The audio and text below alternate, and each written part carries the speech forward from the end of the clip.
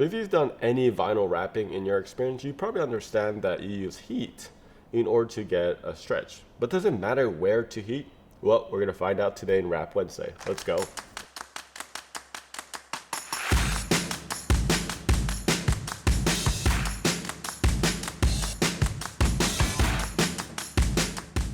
So heating in the right areas is such an important thing. And it took me actually a while to really understand this concept. But I think what a lot of beginners do when they're wrapping is they get this edge and they're all the way to the end of the bumper. And what they do is they heat this edge right here.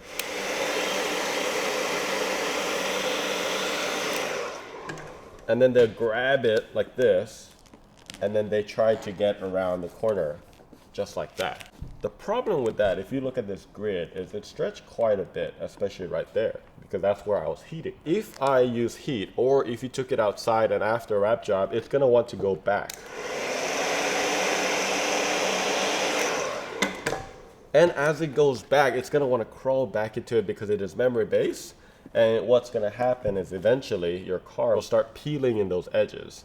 So when people are wrapping as well, a lot of people go straight into stretching this area. So they get a heat gun.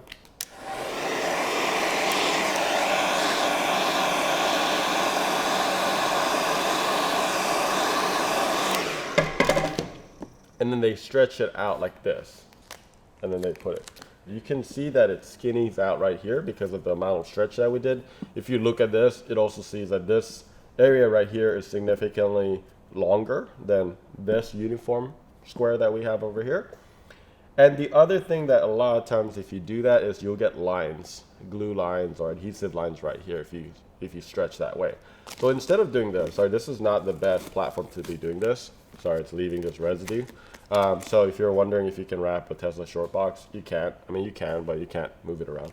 What you want to do instead is heat from your finger and then work your way slowly into that so that a lot of the stretch is here and not right where that line is when you are doing, you know, a body. So instead of heating starting right here, you start with your fingers.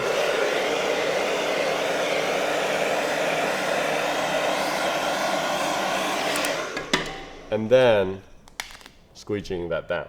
If you notice when I was heating is I didn't just heat here because let's say this was the edge and you're trying to stretch all that. That's going to be a problem because when you pull this and you're trying to stretch it or you're pulling with two hands, you're only going to stretch here because you only had a heat right there.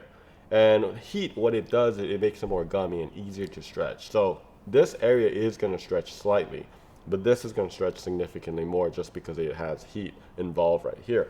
So when you do it, you start from the finger, but you do work your way in and then you go in. And after that, you can squeeze it down and you should be good to go. If you learned something, please subscribe. If you have any questions, let us know in the comments below. And that's a wrap. We'll see you next Wednesday.